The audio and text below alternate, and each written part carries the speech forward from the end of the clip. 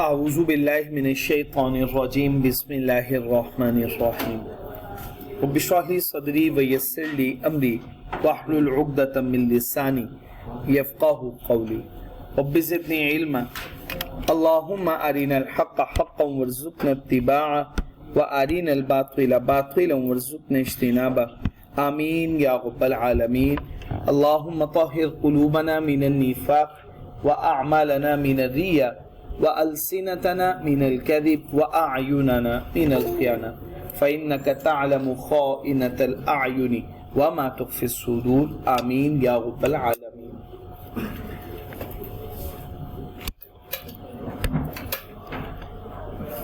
बच्चे let's pose CA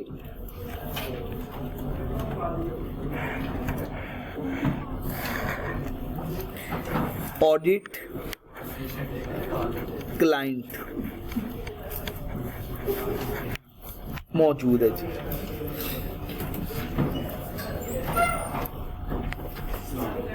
वालेकुम अस्सलाम रहमतुल्लाहि व बरकातुहू।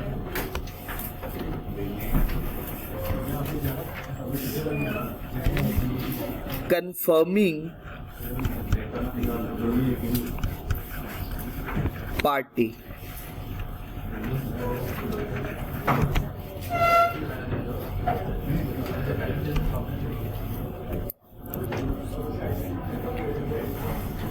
बच्चे इधर तवज्जो करनी है। अब आप लोगों ने बड़ी अहम बातें मैंने आप लोगों के साथ डिस्कस करनी है।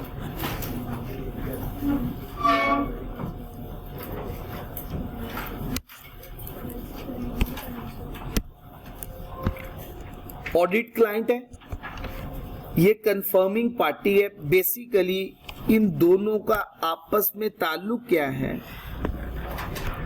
ये कस्टमर है और ये इसका सप्लायर है।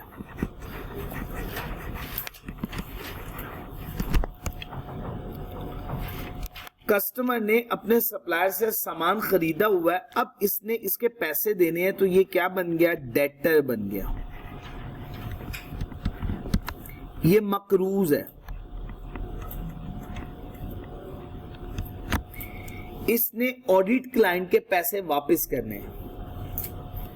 ऑडिट क्लाइंट की किताबों में ये बैलेंस रिसीवेबल शो हो रहा है। फ्रॉम, ये मिस्टर ए बोल देता हूं। मिस्टर ए से ₹100,000 रिसीव करने हैं ऑडिट क्लाइंट ने। ऑडिट क्लाइंट ने बनाई फाइनेंशियल स्टेटमेंट।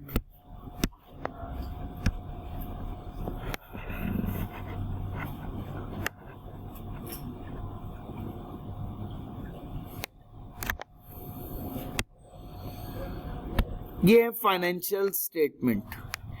इस फाइनेंशियल स्टेटमेंट में बैलेंस रिपोर्ट हो रहा है रिसीवेबल का 100,000 का, 1 लाख रुपए का बैलेंस शो हो रहा है। हमें ये कंफर्म करना है कि ये बैलेंस जो 1 लाख रुपए का शो हो रहा है, कहीं ये ओवरस्टेट तो नहीं है, कहीं ये अंडरस्टेट तो नहीं है, ये एग्जिस्ट भी करता है या नहीं करता।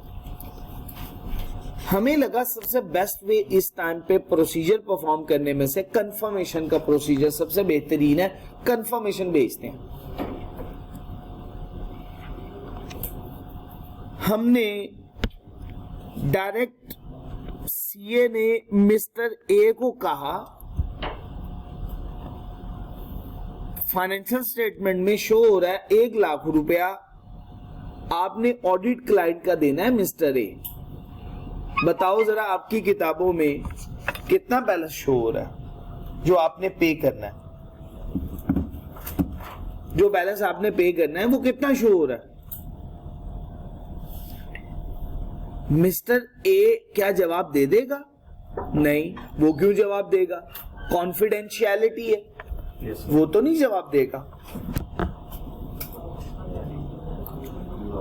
कॉन्फिडेंशियलिटी को मेंटेन करते हुए मिस्टर ए तो जवाब नहीं देगा, मिस्टर ए तो बिल्कुल नहीं जवाब देने वाला। तो फिर तरीकाकार क्या होगा? तरीकाकार ये होगा कि ये ऑडिटर है, ऑडिट क्लाइंट का, ये ड्राफ्ट करेगा कंफर्मेशन लेटर। कंफर्मेशन लेटर को इसने किया ड्राफ्ट, लेकिन ड्राफ्ट करते हुए इसने अपने लिहाज से ड्राफ्ट नहीं किया हुआ। इसने कंफर्मेशन लेटर जो ड्राफ्ट किया हुआ है वो ड्राफ्ट किया हुआ है क्लाइंट के लिहाज से। क्लाइंट कहेगा कि हमारे ऑडिटर का नाम मिस्टर सीए है, वो हमारी फाइनेंशियल स्टेटमेंट का ऑडिट कर रहे हैं, वो आपसे कोई बैलेंस कंफर्म करना चाहते हैं, तो आप काइंडली जरा इसका जवाब डायरेक्टली उनके गिवन एड्रेस पे दे दीजिएगा, हम आपको ऑथराइज करते हैं।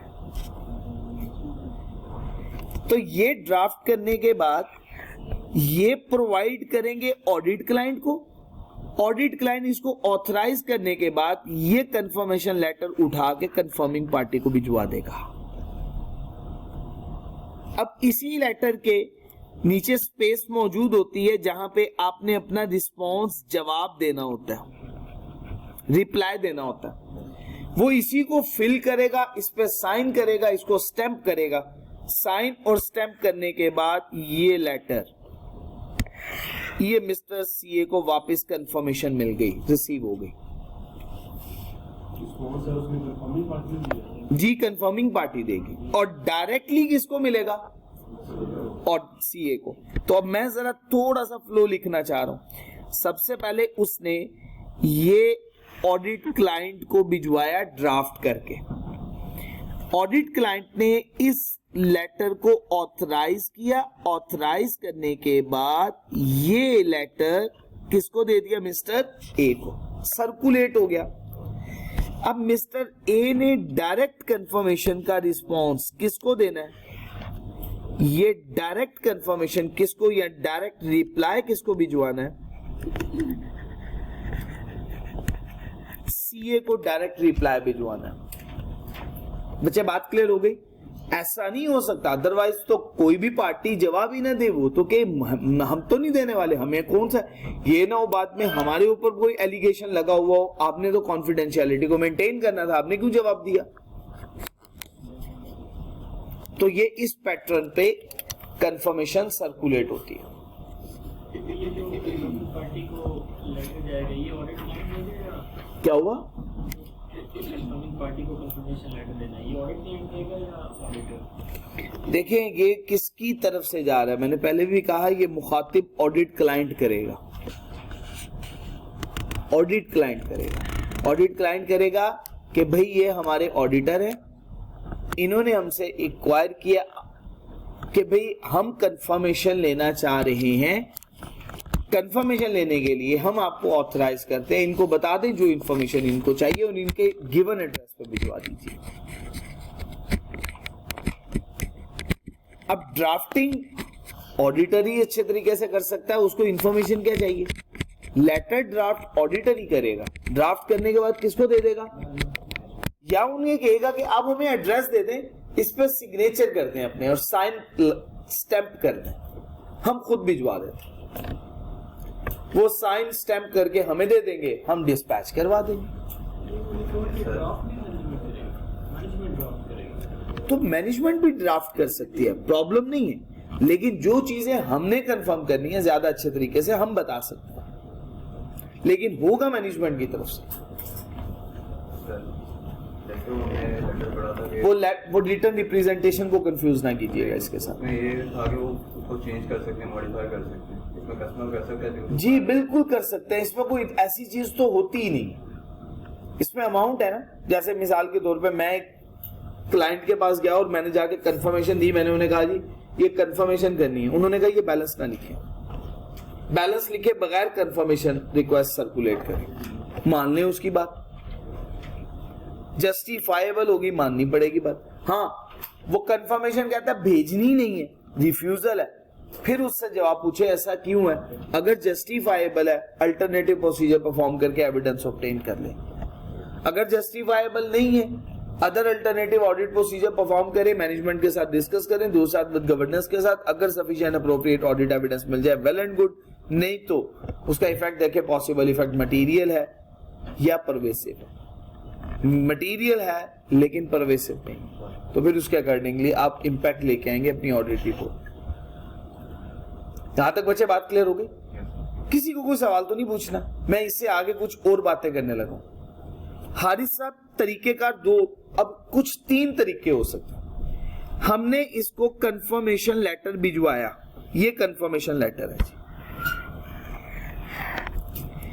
इसके पास ये कंफर्मेशन लेटर आ गया। अब ये इसके 3 काम हो सकते हैं। पहला काम, हम 2 काम से आगे फिर आगे फर्दर बाइफर्केशन करेंगे। पहली बात, ये रिप्लाई करे, जवाब दे, रिस्पॉन्स दे।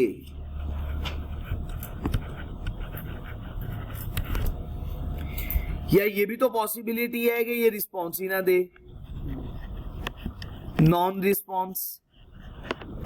ये ज्यादा आसान है नॉन रिस्पॉन्स, पहले इसको पढ़ते हैं। अगर इसने रिस्पॉन्स ना दिया तो फिर हम क्या करेंगे, अगर पॉजिटिव कंफर्मेशन है तो फॉलो अप, पॉजिटिव कंफर्मेशन है तो क्या करेंगे, फॉलो अप का मतलब क्या होता है, रिमाइंडर भिजवाएं इसको। अच्छा, इन केस पहली बात होगी जी क्लियर, फॉलो अप आपने भेजा, रिमाइंडर आपने भेजा, उसने जवाब दे दिया, अगर फिर भी जवाब नहीं मिला तो अदर अल्टरनेटिव प्रोसीजर्स परफॉर्म करने हैं आपने to obtain sufficient appropriate audit evidence. Step समझ में आ गया? उमेर भाई पहला स्टेप क्या है, अगर पॉजिटिव है तो क्या भेजें, रिमाइंडर, फॉलो अप। लेकिन अगर नेगेटिव कंफर्मेशन है तो अजम्पशन होगी बैलेंस क्या कर गया, एग्री। अच्छा, दूसरी बात, other alternative audit procedure perform करें ताकि क्या हासिल किया जा सके, सफिशिएंट अप्रोप्रिएट ऑडिट एविडेंस। हमें कहते हैं नहीं मिले sufficient appropriate audit evidence, discuss करेंगे किसके साथ, with management and those charge with governance. अगर वो हमें हेल्प करके sufficient appropriate audit evidence provide करते हैं वेल एंड गुड, नहीं तो इंपैक्ट ऑन ऑडिट रिपोर्ट।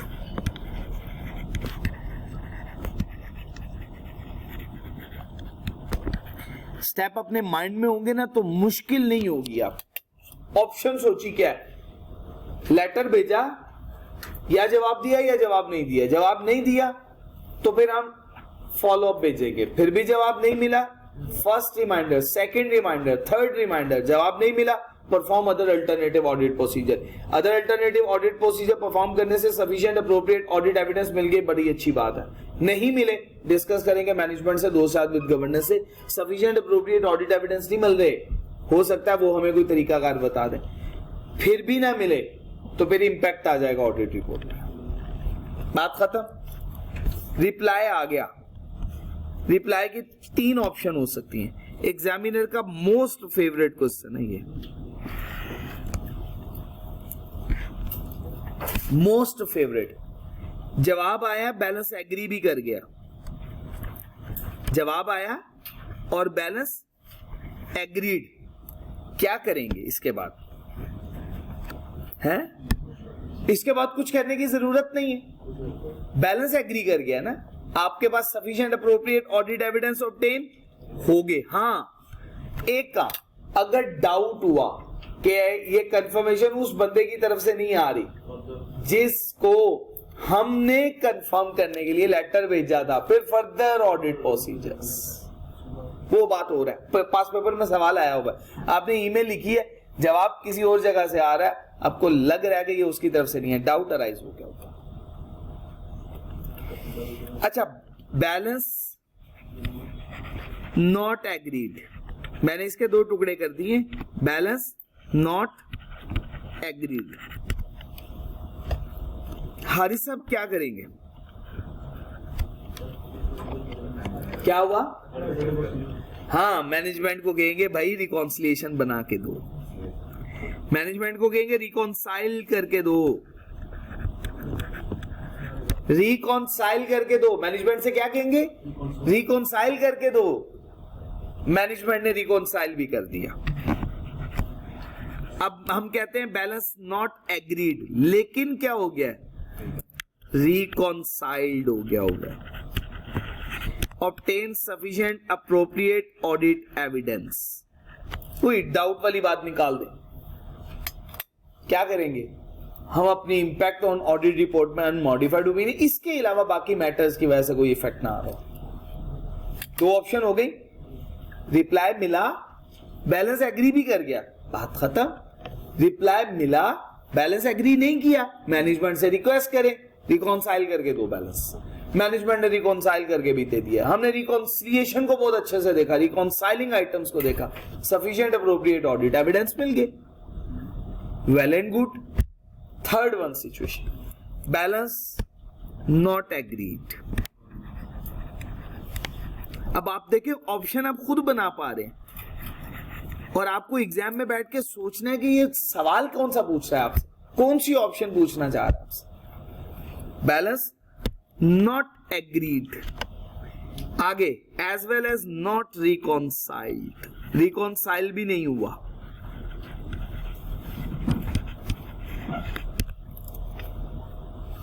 ठीक हो गया। फिर वही बातें डिस्कस करें मैनेजमेंट के साथ, दो साथ विद गवर्नेंस के साथ, other alternative audit procedures perform करें, unable to obtain sufficient appropriate audit evidence, impact on audit report. Balance agree नहीं हुआ ना, फर्क आ गया, इसको डिफरेंस है, डिफरेंस। अब हम कहेंगे कि जी आप जैसे डेटर है ना, डेटर किताबों में लिखा हुआ है फाइनेंशियल स्टेटमेंट में 10 लाख लेना है, कंफर्मेशन का जवाब आया, उसने कहा मैंने तो 1 लाख वापस करना है, फर्क कितने का आ गया? 9 लाख का। मैनेजमेंट से कहा रिकॉन्साइल करके दो, मैनेजमेंट रिकॉन्साइल ही नहीं कर पा रही है। मैनेजमेंट ने कहा हमें नहीं, सॉरी पता नहीं चल रहा क्यों फर्क आ रहा है, रिकॉन्साइल ही नहीं हो पाया। आपने कहा 9 लाख का फर्क है। अब आपने उस 9 लाख के फर्क को मैनेजमेंट से कहना है भाई आपने अपने डेटर्स को ओवरस्टेट किया हुआ है, आप इसे करें राइट ऑफ। रिसीवेबल कितने से रिकॉर्ड करें? 100 रुपए से। मैनेजमेंट ने कहा खुदा का खौफ खाएं, 9 लाख की प्रोविजन नहीं कर सकते। आपने कहा ठीक है, मैं देखता हूं इसका इफेक्ट मटेरियल आएगा या नहीं आएगा, बाकी अनकरेक्टेड मिसस्टेटमेंट के साथ कंबाइन करके एग्रीगेट करके। अगर तो इफेक्ट मटेरियल हो गया तो अपनी ओपिनियन को मॉडिफाई करूंगा बाय एक्सप्रेसिंग क्वालिफाइड या जो भी ये इफेक्ट होगा। और अगर तो मैनेजमेंट ने प्रोविजन अप्रोप्रिएटली रिकॉर्ड कर दी तो फिर इसकी वजह से मेरी ओपिनियन मॉडिफाई नहीं होगी। रिस्पॉन्स रिसीव नहीं हुआ, आपने कहा ना कि अल्टरनेटिव प्रोसीजर हम यहाँ पे लगाएंगे, तो अभी तो कोई रिस्पॉन्स रिसीव नहीं हुआ, बैलेंस एग्री हो गया, हमें कुछ ना कुछ इन्फॉर्मेशन है, बैलेंस एग्री हो जाए और रिस्पॉन्स रिसीव ना हो, ये कैसे पॉसिबल? नॉट एग्री आपने कहा ना, वहाँ पे आपने लिखा है साइंटिफिक नॉट बैलेंस, तो फिर मेरी रिकॉन्साइल कर दिया यहाँ पे कि ये इसकी बात कर रहे हो उसकी बात कर रहे हो? अच्छा उसकी बात करते हो, यहाँ पे आ गए जी। चलो जी, अब आपके सामने इन तीनों केसेस में रिस्पॉन्स मिल रहा है, इन तीनों के केस में जवाब मिला है, तब हमें पता चला बैलेंस एग्री कर रहा है या नहीं कर रहा। अगर जवाब ही ना मिले हमें कैसे पता चलेगा बैलेंस एग्री कर रहा है या नहीं कर रहा? सर अल्टरनेटिव प्रोसीजर कैसे लगा? अल्टरनेटिव प्रोसीजर इसके केस में कह रहे हो? जी सर। जी, हम उन्हें कहते हैं रिकॉन्साइल करके दो। ये मैंने वैसे बोला, रिकॉन्साइल करके दे देते हैं तो अल्टरनेटिव प्रोसीजर या प्रोसीजर हम रिकॉन्सिलिएशन पे लगाएंगे। अगर बैलेंस रिकॉन्साइल करके नहीं दे पाते मैनेजमेंट, हम नहीं कर सकेंगे अदर अल्टर, किस पे लगाएं? कोई हमारे पास एविडेंस होगा या कोई तरीकेकार होगा। जैसे वो कहते जी हमने उसे सामान बेचा था, सेल इनवॉइस है, वो सेल इनवॉइस दे दे, वेरीफाई कर लेंगे, लेकिन उनसे खुद नहीं रिकॉन्साइल हो पा रहा, तो फिर यहां पे हम देखेंगे इस डिफरेंस का इंपैक्ट फाइनेंशियल स्टेटमेंट पे मटेरियल है या नहीं है। वही बात जो मैंने भी डिटेल से आपको समझाई कि अब यहां पे फिर हम कुछ नहीं कर सकते। तो समझ में आई है? दो ऑप्शन, दोबारा से समझिएगा। हमने कंफर्मिंग पार्टी को कंफर्मेशन भेजी, मैनेजमेंट के थ्रू गई, या हमने डायरेक्ट भेज दी। जवाब या तो नहीं आया या जवाब आ गया। जवाब नहीं आया, नॉन रिस्पॉन्स। पॉजिटिव कंफर्मेशन में follow, first second third reminder. जवाब आ गया, फिर वही बातें इस तरफ आ जाएंगे। जवाब नहीं आया, परफॉर्म करेंगे other alternative audit procedure, discuss करेंगे मैनेजमेंट के साथ, डिस्कस करेंगे दो साथ विद गवर्नेंस के साथ, sufficient appropriate audit evidence obtain हो गए तो ओपिनियन अनमॉडिफाइड। अगर ना ऑब्टेन हुए तो हम अपनी ओपिनियन को मॉडिफाई करेंगे इंपैक्ट ऑन ऑडिट रिपोर्ट 705 के मुताबिक। अगर जवाब आ गया, बैलेंस एग्री भी कर गया, कुछ करने की जरूरत नहीं, अदर प्रोसीजर परफॉर्म करने की जरूरत नहीं। जवाब आ गया, बैलेंस एग्री नहीं किया, मैनेजमेंट ने रिकॉन्साइल कर दिया, रिकॉन्साइलिंग आइटम्स को चेक करेंगे, उस पर प्रोसीजर परफॉर्म करेंगे। जवाब आ गया, बैलेंस एग्री भी नहीं किया, मैनेजमेंट रिकॉन्साइल भी नहीं कर पाई, डिफरेंस को देखेंगे और डिफरेंस अगर मटेरियल हुआ तो मैनेजमेंट को प्रपोज करेंगे इसको एडजस्ट करो। अगर वो एडजस्ट कर ले तो हम अपनी ओपिनियन को अनमॉडिफाइड, अगर वो एडजस्ट ना कर पाए बाकी मिसस्टेटमेंट के साथ मिला के देखेंगे। अगर इफेक्ट मटेरियल हुआ तो हम अपनी ओपिनियन को मॉडिफाई कर देंगे। बात समझा पाए हो? कोई कंफ्यूजन तो नहीं है जी?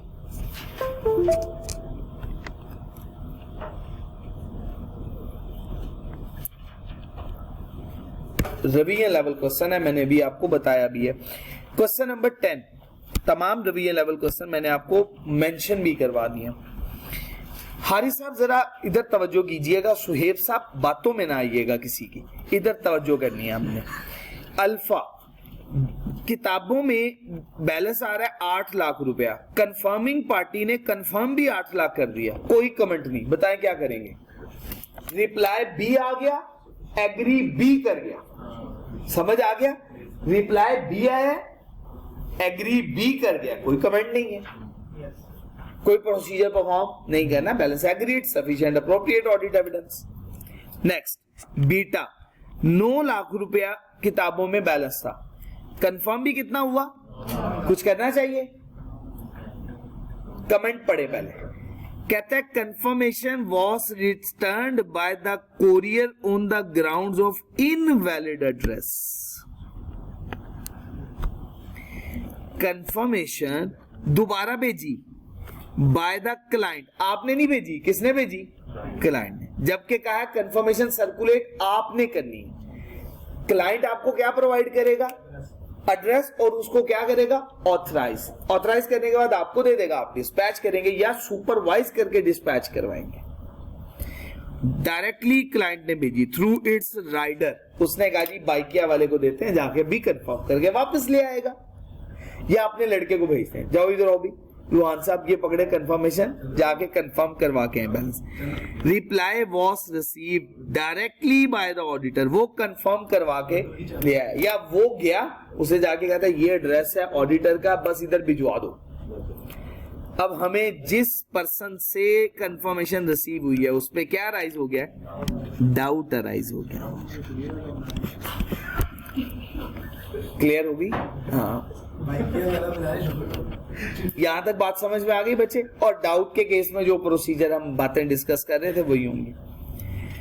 थर्ड वन पॉइंट आ गया बच्चे, बुक्स के मुताबिक बैलेंस कितना आ रहा है? 7 लाख रुपया, कोई जवाब वसूल नहीं हुआ क्योंकि Gamma has gone into liquidation. अब सबसे पहले लिक्विडेशन जब शुरू हो जाती है तो लिक्विडेशन की कॉरेस्पॉन्डेंस होती है, वो कॉरेस्पॉन्डेंस रिसीव करेंगे, उसके बाद मैनेजमेंट को रिक्वेस्ट करेंगे कि इस बैलेंस को क्या कर दो? राइट ऑफ कर दो, क्योंकि ये एसेट्स हैं और एसेट ओवरस्टेट हो रहे हैं, तो आपको ये बैलेंस अब रिकवरेबल नहीं है, तो राइट ऑफ करें, मैनेजमेंट एग्री कर जाए, वेल एंड गुड, नहीं तो मैंने आपको बताया, नहीं तो हम उसके मुताबिक देखेंगे बाकी अनकरेक्टेड मिसस्टेटमेंट के साथ, या ये इंडिविजुअली मटेरियल बन रही है तो हम अपनी ओपिनियन को मॉडिफाई करेंगे। स्मॉल डिस्ट्रीब्यूटर्स है 6 लाख रुपए, नॉट एप्लीकेबल। क्या लिखा हुआ है? जवाब कहता आना ही नहीं चाहिए था, मतलब इसके लिए जवाब देखने की जरूरत नहीं। क्यों पढ़ते हैं? कहता है ये रिप्रेजेंट कर रहा है वेरियस स्मॉल डिस्ट्रीब्यूटर जिनके बैलेंसेस 30,000 रुपए से कम है, इमटेरियल होने की वजह से they were not selected for sending उन्हें कंफर्मेशन भिजवाई नहीं। जी बताइएगा।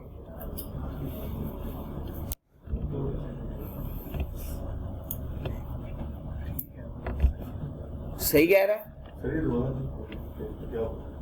क्या लिखा है इंग्लिश में?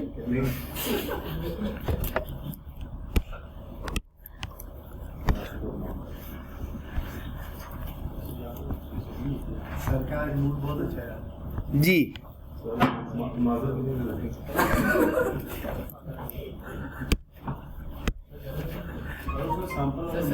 These represent various small distributors. सुन लीजिएगा, मैं फिर आप लोगों से कमेंट्स ले लेता हूँ। कहता है ये छोटे छोटे डिस्ट्रीब्यूटर है जिनके बैलेंस 30,000 रुपए से कम है, इमटेरियल बैलेंस होने की वजह से इन्हें कंफर्मेशन भेजने के लिए सिलेक्ट ही नहीं किया गया। आपके साथ में अभी एक टॉपिक पढ़ूंगा, हमने कंफर्मेशन हर एक सेगमेंट को भेजनी है। ऐसा नहीं करना कुछ सेगमेंट, क्योंकि हमने पढ़ा था सैंपलिंग में, अगर आपने कुछ सेगमेंट को भेजी तो एविडेंस उस सेगमेंट से रिलेटेड आपके पास होगा, बाकी सेगमेंट से रिलेटेड आपके पास कोई एविडेंस नहीं। इवन दो अगर कुछ पार्टीज जीरो बैलेंसेस की भी शो हो रही हैं, हमने उनको भी बैलेंस कंफर्म करना। अगर कुछ पार्टीज नेगेटिव की आ रही हैं जिनको हो सकता है नोट इशू हो चुका हुआ हो, तो फिर हम क्या करेंगे, हम उनसे भी बैलेंसेस कंफर्म करेंगे।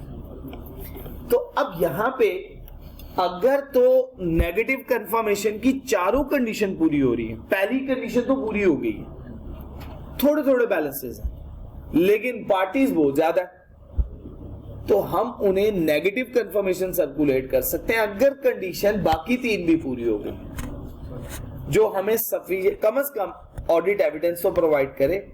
वो क्या तीन कंडीशंस मजीद इसके अलावा हो सकती हैं? रिस्क ऑफ मटेरियल मिसस्टेटमेंट लो हो, एक्सेप्शन रेट लो हो, और नॉन रिस्पॉन्स की कोई ऐसी एग्जिस्टेंस मौजूद ना हो या इग्नोरेंस की एग्जिस्टेंस ना हो, तो फिर हम नेगेटिव कंफर्मेशन सर्कुलेट कर सकते हैं। ठीक,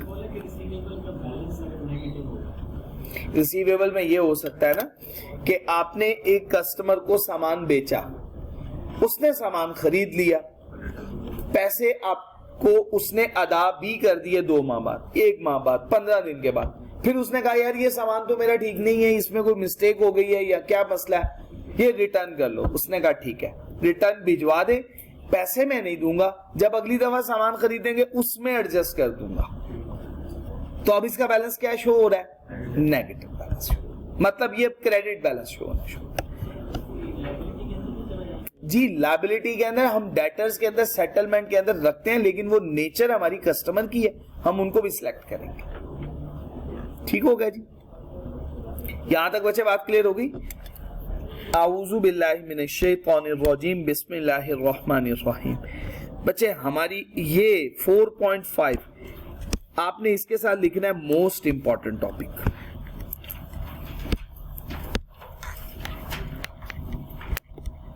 हमने अब इसको जल्द से जल्द पढ़ना है। सबसे पहला काम यह है कि आपने लिस्टिंग बनानी है, aged listing of receivable balance. क्या करना है? इसको कहते हैं एज एनालिसिस। क्या वर्ड बोलते हैं? एज एनालिसिस, या हम इसको कहते हैं एजिंग। बैलेंसेस की क्या करना? एजिंग। शो करवाता हूं आपको, पास पेपर में सवाल आ चुका होगा, मैंने अभी मेंशन भी करवाया, revision level question, mineral water limited वाला।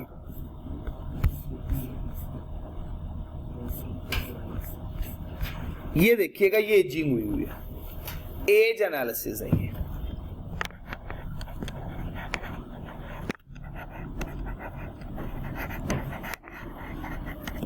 मैं खुद बनाता, अगर ये सवाल मौजूद ना होता तो फिर मुझे खुद बनाना था। समझ नहीं है उमर भाई ये बात क्या कह रहा है? 20,014 रुपए सुपर मार्केट्स एक सेगमेंट है, उसमें 12 कस्टमर्स हैं, उनसे कितने पैसे लेने? अच्छा, इस 20,014 को बाइफरकेट करना है, 10 दिन के अंदर अंदर जो ट्रांजैक्शन हुई उसके बदले में इतने पैसे रिसीव करने हैं। 10 दिन से 20 दिन के दरमियान जो ट्रांजैक्शन हुई उसका रिसीवेबल का बैलेंस इतना है। 21 से 30 दिन के दरमियान ट्रांजैक्शन होने वाला उसका बैलेंस इतना बनता है। 31 से 90 दिन के दरमियान ट्रांजैक्शन का बैलेंस 311 रुपए, और जो 90 दिन से पुराना बैलेंस है वो 129 रुपए। इसका मतलब ये balances as early as possible आपके क्लियर होते चले जा रहे हैं। ये इसका एज एनालिसिस। अब इन सब का टोटल करें तो आपका यही बैलेंस बन जाएगा। क्लियर हो गई बच्चे बात? इसको हम कहते हैं एजिंग करना बैलेंसेस की। अगर बैलेंसेस बहुत ज्यादा पुराने हैं तो इसका मतलब उनकी रिकवरी का रिस्क ज्यादा है, वो नहीं रिकवर हो पाएंगे। ठीक हो गया जी बच्चे? तो ये बात पहली क्लियर हो गई आपको एज एनालिसिस की। दूसरा काम आपने, if the list is prepaid by the client, अगर क्लाइंट ये लिस्ट बना चुका हुआ है, आपने कंप्लीटनेस, बस में आ गया, आपने चेक करनी है कंप्लीटनेस और आपने चेक करनी है accuracy of the list of balances. किन चीजों को चेक करना है आपने चेक करना है कंप्लीटनेस, लिस्ट मुकम्मल है और जितनी भी इंफॉर्मेशन मौजूद है इसमें एक्यूरेट मौजूद होनी चाहिए टोटल बैलेंसेस की। ये बच्चे बात क्लियर हो गई? ये अब कहां से चेक करेंगे? कंट्रोल अकाउंट से चेक करेंगे, मेन लेजर के। कोई प्रॉब्लम तो नहीं है यहां तक? आपने सूटेबल सैंपलिंग का मेथड यूज करना है सिलेक्ट करने के लिए कि किस किस पार्टी को आप कंफर्मेशन भेजें। लेकिन अगर ट्रेड रिसीवेबल का सैंपलिंग यूनिट, हर यूनिट सिमिलर कैरेक्टरिस्टिक शो नहीं करेगा, डिसिमिलर करेगा, तो आपको सेगमेंट बनाने होंगे जिसे हम स्टाटा बोलते हैं। इस प्रोसेस को हम कहते हैं स्ट्रैटिफिकेशन। फिर आपने हर सेगमेंट में से सैंपल सिलेक्ट करना है। आपने सैंपल सिलेक्शन करनी है तमाम। as with all sampling, sample selection process should as far as possible ensure that sampling representative होनी चाहिए पूरी पॉपुलेशन की। क्या हो? रिप्रेजेंटेटिव हो। अंडरलाइन करना है इस बात को बस। अगर नॉन होमोजीनियस हुआ तो आपको क्या करना पड़ेगा? स्ट्रैटिफाइड सैंपलिंग यूज करनी होगी। आपने जब सैंपल सिलेक्ट करना है, सिलेक्ट करते हुए देखना है ओवरड्यू अकाउंट्स, बहुत लंबे अरसे के जो ओवरड्यू अकाउंट्स हैं उनको भी कंफर्म करना है, क्रेडिट बैलेंसेस वालों को भी कंफर्म करना है, नेगेटिव बैलेंसेस वालों को भी कंफर्म करना है। इसके अलावा अगर कोई बैलेंस राउंड सम है, जैसे पूरा 5 लाख रुपया लिखा हुआ है, 1 लाख रुपया, पूरी राउंडेड ऑफ फिगर, उन बैलेंसेस को आपने हिट करना है, उनको ज्यादा कॉन्शियसली उन्हें भी कंफर्मेशन भेजनी है। नील बैलेंसेस वालों को भी कंफर्मेशन भेजनी।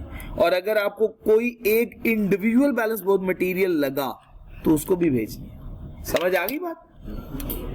जी मैं आ गई। बात क्लियर हो गई जी? पहले हमने क्या पढ़ा? डेबिट वालों को भी भेजना है, क्रेडिट वालों को भी भेजना है, जीरो वालों को भी भेजना है, इंडिविजुअल अगर मटेरियल लगा तो उसको भी भेजना है। इसके अलावा आपने ये भी देखना है जो राउंडेड सम फिगर है उनको भी भेजना है। अच्छा बच्चे नेक्स्ट, बिस्मिल्लाहिर्रहमानिर्रहीम।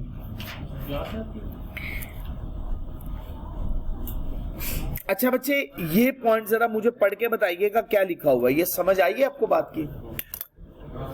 इधर तवज्जो कीजिएगा, छोड़ दे इन बातों को।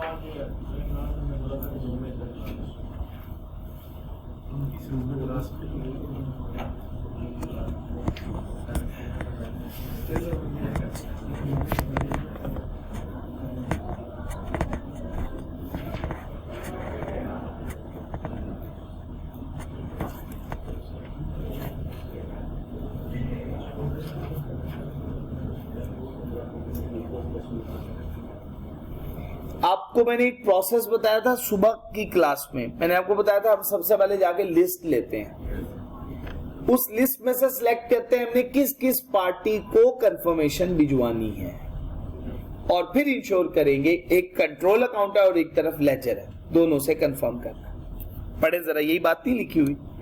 Having selected items for circularisation, detail should be extracted from the, और फिर लेटर आपने कस्टमर को उसके मुताबिक बना के भिजवाने हैं। बैलेंसेस लिखने हैं उसके ऊपर। अच्छा बच्चे, ये बात इंपॉर्टेंट अब आ गई, क्या आपको बगैर ऑथराइजेशन के जवाब मिल सकता है? नहीं। External auditor confirmation request issue करेगा। कंफर्मेशन रिक्वेस्ट कौन इशू करेगा? Confirmation request issued by the, not by the client. कौन नहीं करेगा? और रिप्लाई डायरेक्टली किसको भेजा जाएगा?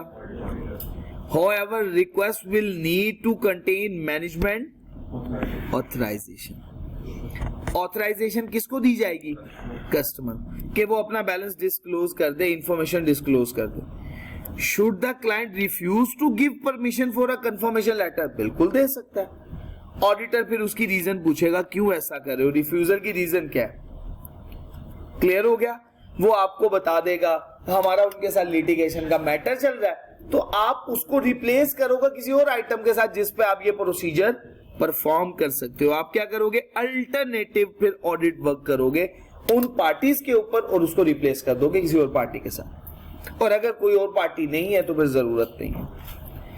लेटर बाय पोस्ट भी भेजा जा सकता है, लेकिन ज्यादातर बेहतर है बाय पोस्ट भेजा जाना चाहिए, क्योंकि return evidence more reliable audit evidence. Positive confirmation request होगी तो हम ना रिप्लाई आने की सूरत में क्या भिजवाते हैं? फॉलो अप भिजवाते हैं। लेकिन अगर नेगेटिव कंफर्मेशन हुई तो उसमें हम फॉलो अप नहीं रिक्वायर करेंगे। तो फॉलो अप का प्रोसीजर सिर्फ किसके केस में आएगा? पॉजिटिव में, नेगेटिव के केस में नहीं आएगा। तो सारी की सारी वही डिस्कशन जो हम की यही है बच्चे। फर्दर चेकिंग, अगर ये अल्टरनेटिव ऑडिट प्रोसीजर है, ये पढ़ लीजिएगा, आखिरी बात हो गई हमारी। शॉर्ट याद रखना है तो सबसीक्वेंट क्लियरेंस याद रखो। इसको क्या कहते हैं? इसको सबसीक्वेंट डिसबर्समेंट या सबसीक्वेंट क्लियरेंस।